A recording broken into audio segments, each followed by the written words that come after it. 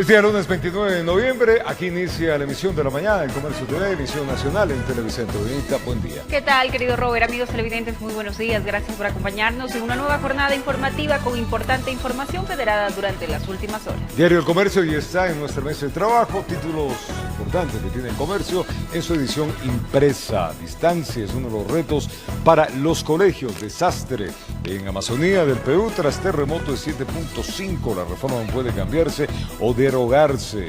Los presos deben cumplir 6 requisitos para ser repatriados. Y Melec con más inversión que el Independiente en el 2021. Eso, los títulos importantes del Diario El Comercio que está en circulación.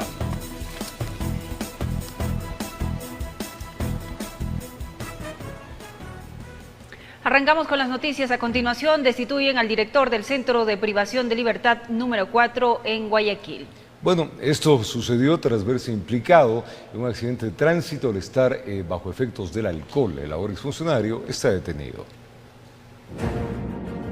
Así quedó la patrulla policial cuando el conductor de un vehículo particular no pudo maniobrar bien, acercándose mucho al automotor de los gendarmes.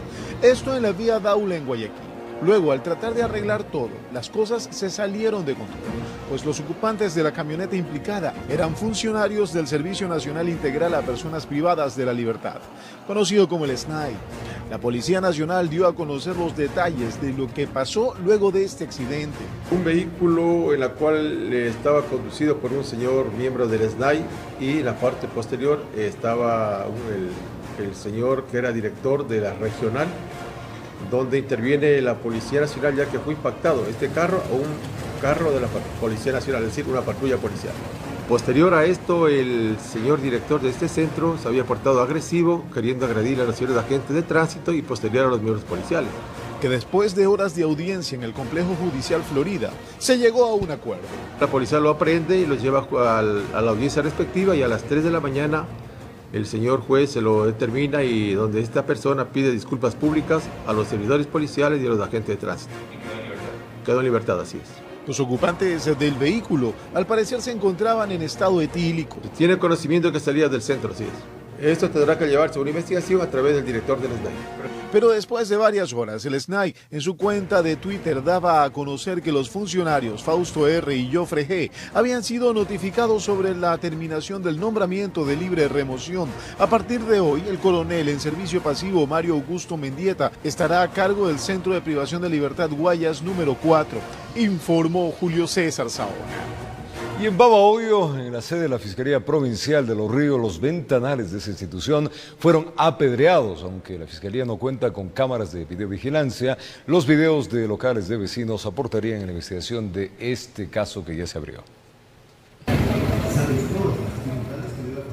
En la Fiscalía de Los Ríos, el ataque dejó los vidrios trizados de la planta baja, mientras que en el primer piso 2 piedras rompieron los cristales, dejando el rastro en una de las oficinas. Aquí precisamente son las oficinas de trabajo social, así como también en la parte alta, donde queda la unidad de violencia de género.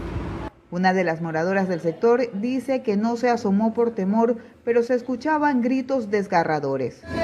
Y como había escándalo, no escuché si es que había vidrios, si fue bala o... Criminalística llegó al punto para recabar indicios y levantaron las piedras tanto del exterior como del interior de la institución, para iniciar una investigación que les permita determinar qué motivó este hecho. Bueno, que conozca como fiscal, no tenemos ninguna alerta ni nada que estén diciendo que están atentando pues contra algún funcionario o algo de la institución. Pues, ¿no?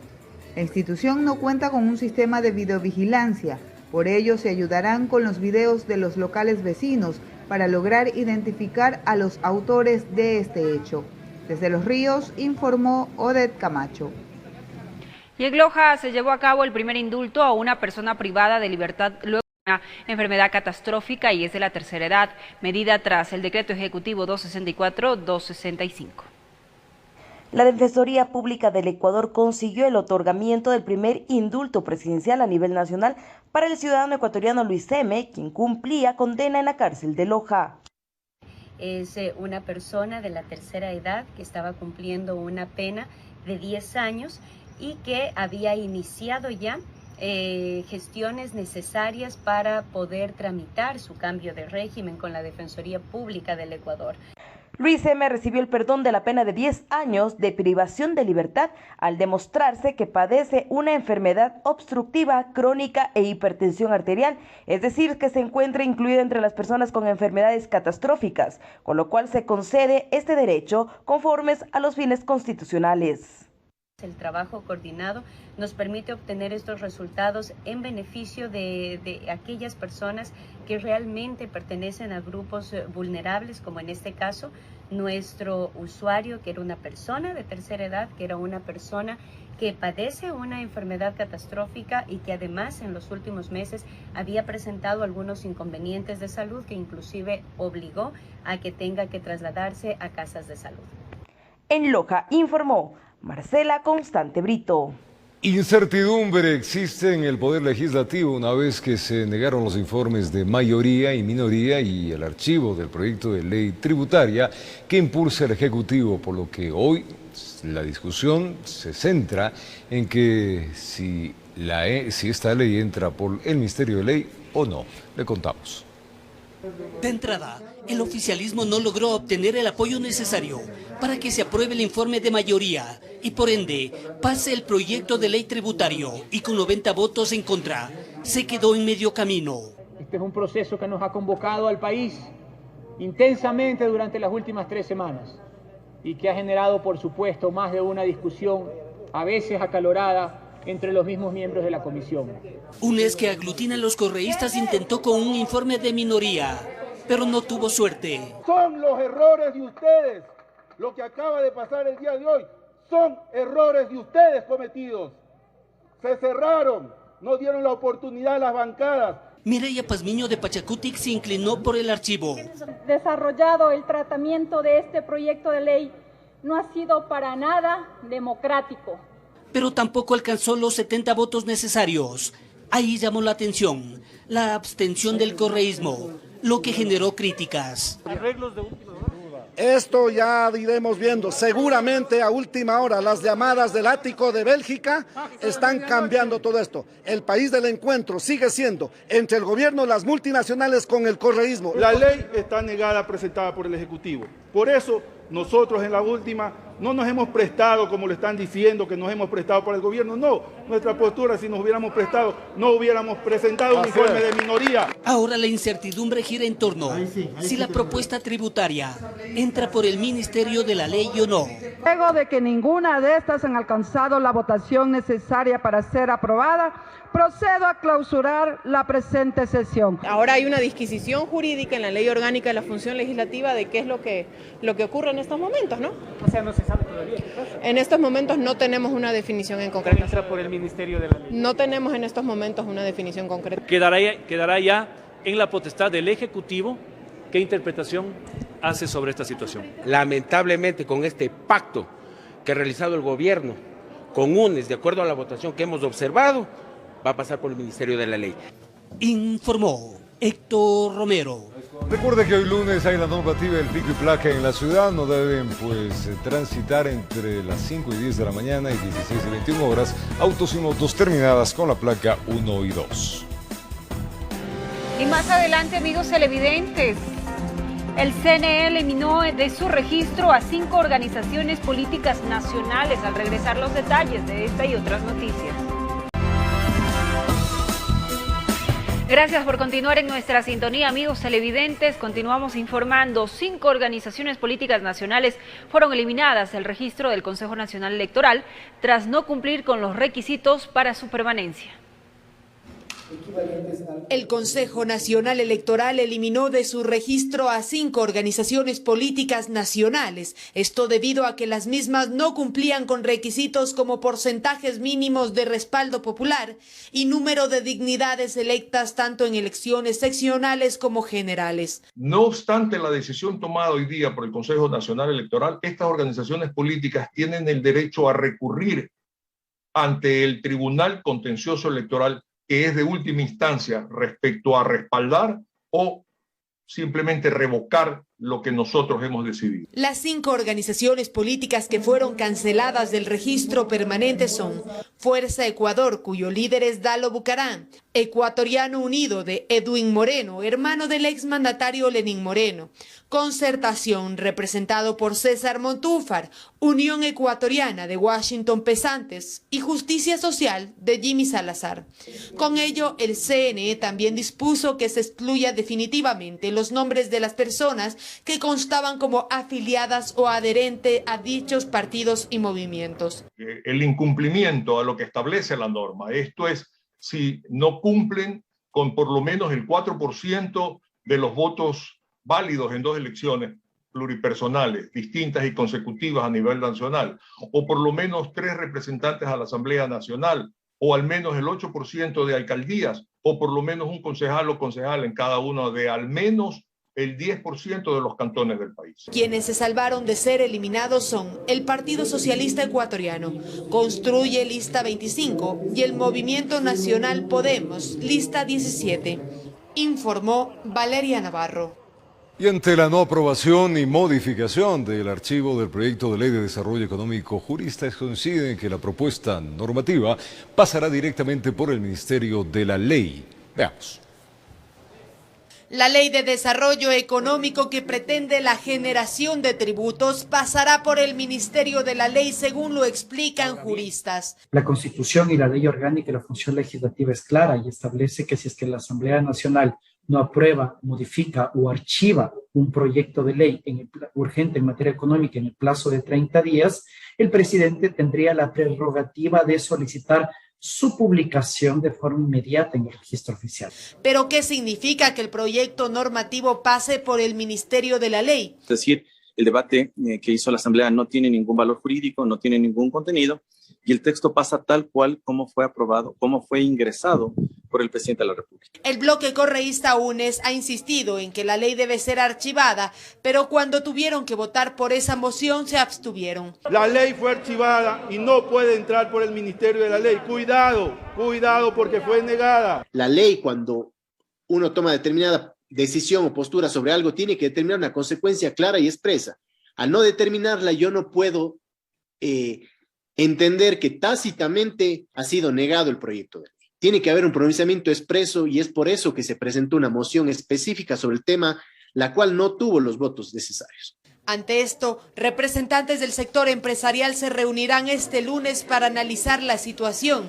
La CONAIE, por su parte, insiste en que esta ley no conviene ante la crisis económica que vive el país. Recordemos que la reforma tributaria, la reforma económica, comenzará a surtir efecto a partir del año 2022 y los ecuatorianos tal vez recién nos demos cuenta de los efectos de la ley en el primer trimestre del 2023. Que será cuando, por ejemplo, tengamos que pagar el impuesto a la renta. El incremento al impuesto a la renta se aplicaría entonces como se lo planteó desde un inicio, es decir, a quienes ganen más de $2.000, informó Valeria Navarro. Y la CONAIE, reunida cerca de Puyo, en Pastaza, decidió convocar a una movilización nacional y un paro indefinido en enero del próximo año por falta de respuestas concretas a sus propuestas presentadas al gobierno. El Consejo Ampliado de la CONAIE se reunió durante 6 horas cerca de Puyo, en Unión Base, sede de la Regional Amazónica Conferiaje, después de un ritual ancestral propio de los indígenas. De los tambores. Delegados de 38 de sus 53 organizaciones de base resolvieron suspender nuevos procesos de diálogo con el gobierno por falta de resultados. Nos declaramos desde el día de hoy en asambleas territoriales en todos los pueblos y nacionalidades para convocar a una medida de hecho de manera indefinida desde el mes de enero del 2022. Frente al anuncio gubernamental de que el próximo miércoles 1 de diciembre se pronunciará sobre la propuesta de la Confederación de revisión del precio de los combustibles, ISA señaló que se analizará el mismo en asambleas territoriales. Si tenemos que analizarlo, analizaremos, pero en este momento está definido esta decisión porque no hemos tenido respuestas hasta el día de hoy. En el cónclave, un punto relevante fue lo sucedido en la asamblea con el proyecto del gobierno sobre la Ley de Desarrollo Económico que no se archivó.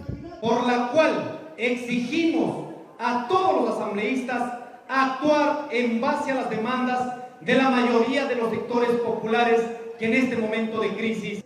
La actuación de los asambleístas de Pachacuti fue motivo de una autocrítica por parte de los 3 asistentes al evento. 4 compañeros de Pachacuti, 4 votaron en favor de ese proyecto neoliberal, más que va a masacrar la economía y el bolsillo de nosotros. En esta sesión trabajan, por supuesto, hacen una mayoría con el gobierno y para el siguiente hacen una mayoría con UNES. El ambiente político en el que nos encontramos, nada agradable. Finalmente se realizó un programa social por los 35 años de vida de la Confederación de Nacionalidades Indígenas del Ecuador, CONAIE. Informó Edwin Fernández. La crisis de medicamentos en la red de salud pública del país está afectando a los pacientes que padecen enfermedades catastróficas. En este marco, la Defensoría del Pueblo entregó informe a la Corte Constitucional para que exhortara a las autoridades sanitarias el cumplimiento de las medidas. Le contamos.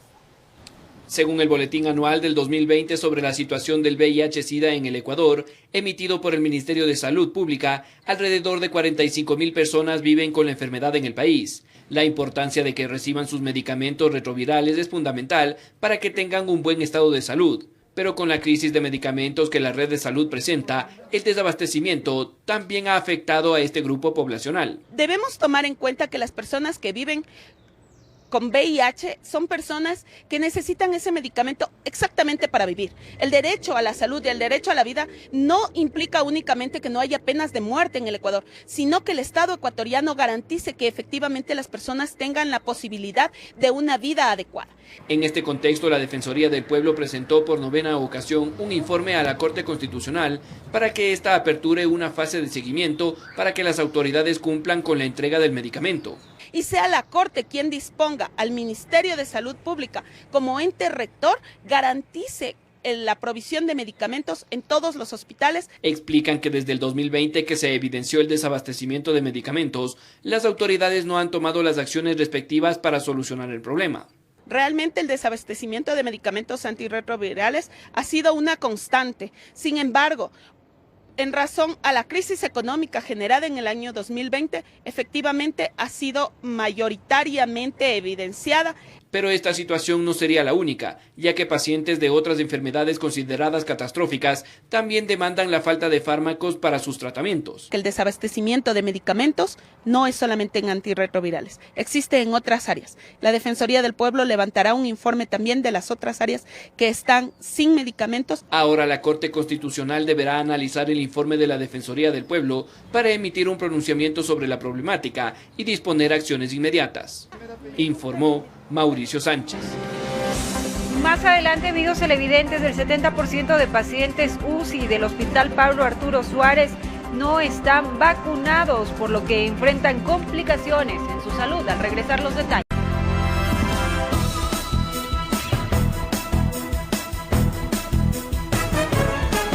Gracias por continuar en nuestra sintonía, amigos televidentes. Continuamos informando. En el Hospital Pablo Arturo Suárez de Quito, el 70% de los pacientes COVID ingresados en la unidad de cuidados intensivos no están vacunados, lo que complica aún más su estado de salud. Médicos advierten que hay un incremento de contagios por las festividades y feriados. Santiago Martínez, de 41 años, está internado en el área COVID del Hospital Pablo Arturo Suárez de Quito. Estuvo cerca de 19 días en la unidad de cuidados intensivos. Es un paciente que no se vacunó contra la enfermedad. No me vacuné. Me descuidé en esa situación. Más estuve en la muerte que en la vida. Y a Dios gracias pude salir de ahí. En esta casa de salud en las últimas semanas se duplicaron las atenciones por contagios. Actualmente en la UCI se encuentran 17 pacientes. El 70% no está vacunado, lo que ha elevado el tiempo de estadía en esta área. Cuando les preguntamos, hay varios mitos, creencias que la gente tiene sobre la vacuna, que no les ha hecho vacunar. Entonces, eso ha provocado el contagio. Estamos en el área de hospitalización COVID. Aquí también se encuentran 17 pacientes. La mayoría no se ha vacunado y presenta complicaciones en su salud. La vacuna lo que previene es, por un lado, que si se contagian con COVID, los síntomas sean mucho más leves y que no lleguen a una UCI COVID y que no fallezcan. El otro 30% de pacientes cuentan con las dosis de las diferentes vacunas. Tienen una sintomatología leve y hay casos que necesitan oxígeno por enfermedades preexistentes. De hecho, yo era escéptico, creía que no me ayudaba la vacuna, pero en parte me ayudó mucho y gracias a eso pude resistir mucho. Y los síntomas no me han dado muy fuertes. Mientras que en el hospital IES Quito Sur también se registra un incremento de atenciones por la enfermedad. El hospital Quito Sur hace 2 semanas recibía como un máximo 30 pacientes día. Al día de hoy estamos con una media de 90 pacientes día. Y evidentemente esto se ve reflejado no solo en las carpas respiratorias, también en la hospitalización. La unidad de cuidados intensivos se encuentra en un 90% de su capacidad y según los médicos hay varios factores que han incidido para que el hospital siga recibiendo contagiados. El descuido que existe en la sociedad a este momento, también se proyectan otros feriados y evidentemente podría generar una tendencia al aumento ya más clara. Informó Priscila Cadena. Y si bien Europa se apresura a tomar medidas de urgencia para evitar que la nueva variante surafricana ingrese a sus territorios, en Ecuador expertos y epidemiólogos pues se muestran preocupados, pues consideran que si no se apresuran medidas, podría repetirse el panorama similar al que se vivió con la variante Delta. La preocupación de esta nueva variante del coronavirus hallada en Sudáfrica llegó a Ecuador. Aquí expertos y epidemiólogos confirman que en efecto se trata de una cepa con más de 30 mutaciones que si bien algunas ya se habían observado en otras variantes como la beta, esta es la primera vez que se ven juntas. Así explica el presidente del Colegio de Médicos, Víctor Álvarez. Los virus mutan, ¿no? Entonces, ¿qué es lo que pasa cuando mutan? Pueden tener componentes o pueden tener la transmisión genética de otros virus, de otras variantes, y adquirirlas, sumarlas para tener una mayor resistencia a los ataques contra ellos. Mientras tanto, el epidemiólogo Alberto Narváez dice que si en Sudáfrica ocurre este panorama, es por los bajos niveles de vacunación. Ahora la incógnita surge que si Ecuador debería tomar las mismas o similares medidas que en Europa. Es decir, cerrar fronteras aéreas y terrestres para evitar que el virus proveniente de Sudáfrica ingrese. Y hay que hacer todo lo posible y tomar medidas en aeropuertos. La vacuna tal vez no sea solo la vacuna suficiente, habrá que pedir pruebas y hacer a la entrada pruebas de antígenos para ver si son o no transmisores la gente y además PCR, ¿no? Álvarez afirma que si bien hay temor de que esta nueva variante ingrese al país, primero se debe empezar desde adentro, dice, por lo que insta a las autoridades a la suspensión de eventos masivos. Lo que nosotros estamos solicitando es suspender todos aquellos actos masivos o donde haya concentración masiva en las fiestas de Quito. Es un riesgo en este momento y mucho más si es que tenemos a las puertas una nueva variante, una variante muy peligrosa. Si bien desde afuera este es el panorama,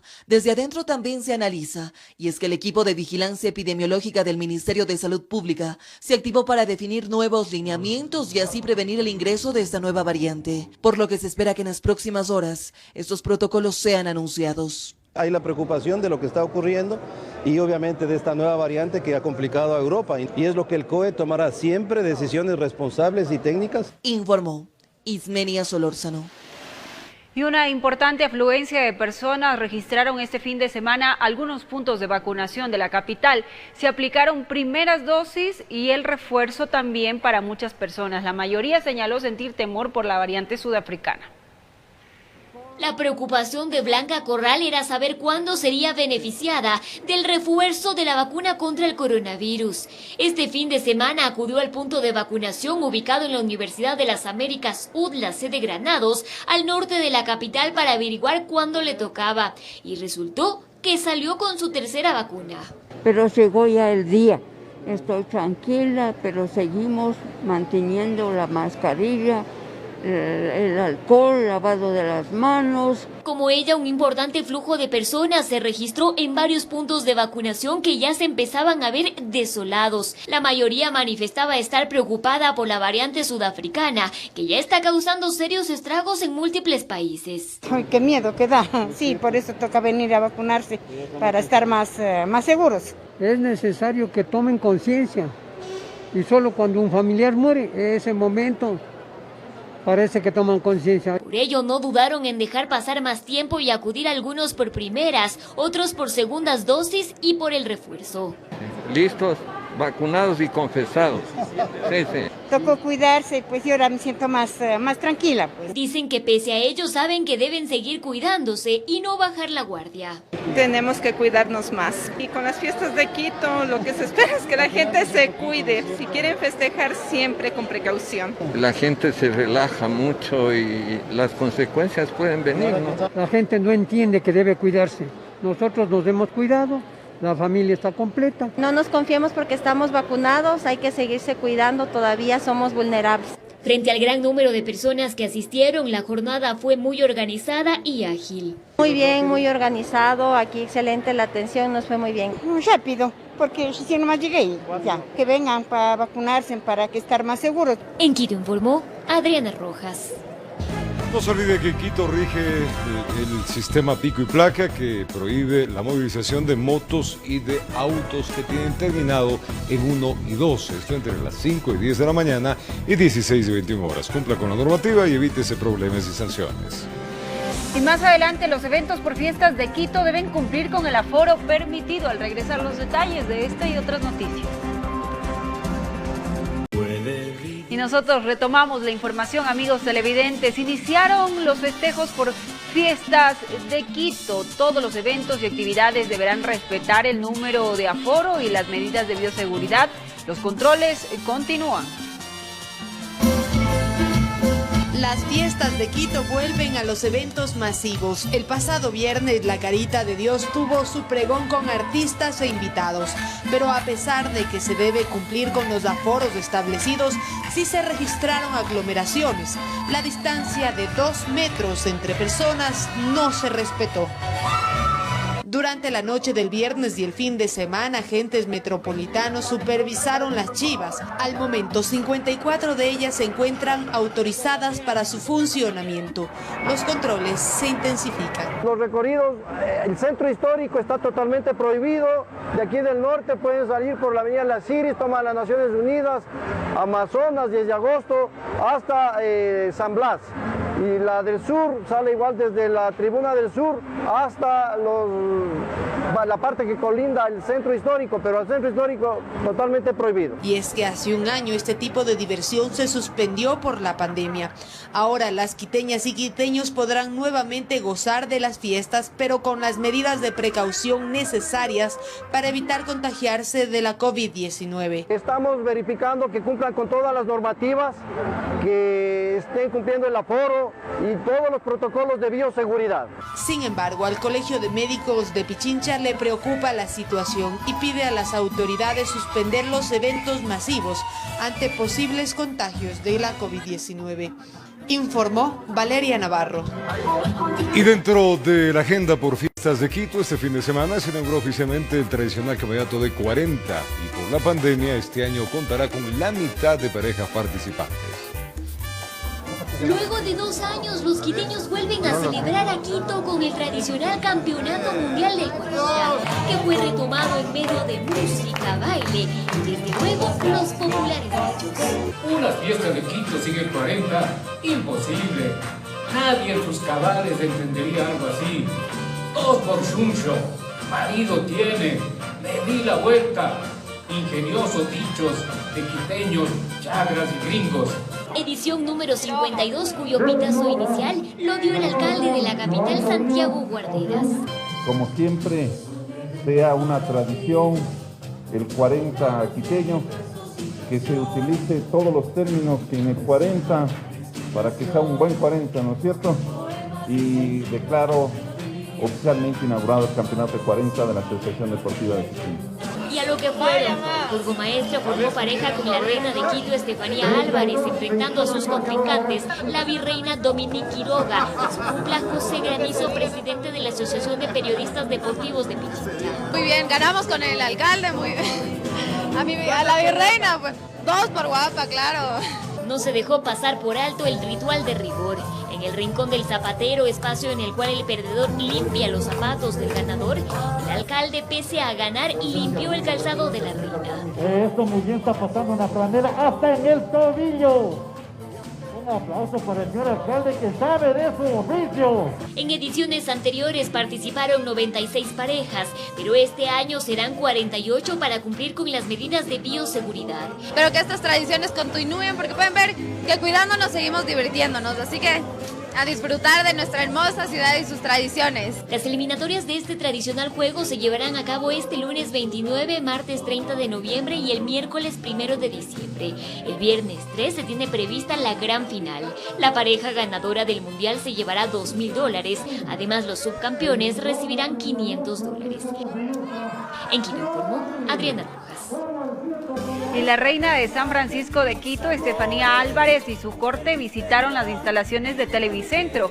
La soberana de la ciudad trabajará en programas de asistencia social y fomentará el emprendimiento para mujeres. La nueva soberana de la capital y su corte llegaron en una chiva tradicional hasta las instalaciones de Televicentro. Y como no es para menos, fueron recibidas por la banda de música de la Policía Nacional.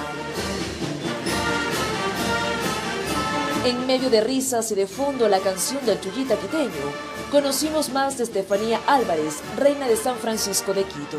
Tiene 24 años de edad y es licenciada en Comunicación Organizacional y Relaciones Públicas. Aún con nervios por el nuevo reto, se siente emocionada y con muchas ganas de trabajar por la ciudad. Después de 2 años muy duros que hemos vivido, entonces estoy muy emocionada, motivada y encantada de dar un año completo para mi ciudad. Sencilla, carismática y con varios proyectos enfocados en fomentar el emprendimiento para mujeres, ayudar a quienes más lo necesitan, pero sobre todo dar su mano a los quiteños. Bueno, mi proyecto se llama Juntas de la Mano por tu Futuro. Junto con las chicas nos vamos a juntar para fusionar todos nuestros proyectos que están muy relacionados y sobre todo apoyar a los que ya tiene la fundación, cómo aportar para el centro terapéutico. Estefanía no estará sola, trabajará junto a su corte de honor, mujeres comprometidas con la ciudad. La virreina Dominique Quiroga aspira a fusionar su proyecto para brindar apoyo a los emprendedores. Comenta que es una corte que promete mucho. Compromiso total al 100% para trabajar para Quito y para su gente, y que estas fiestas de Quito vuelvan a ser como antes, pero siempre obviamente con sus protocolos de seguridad, ya que seguimos en pandemia, pero la reactivación económica principalmente. Luisa Ed Vázquez, señorita Confraternidad, aún con la emoción a flor de piel, dice que será un gran año, que son un equipo fuerte para entregar todo por Quito y su gente. Servir a la ciudad, amor a la ciudad, dar todo lo que tenemos, todo nuestro conocimiento para ayudar a los más necesitados.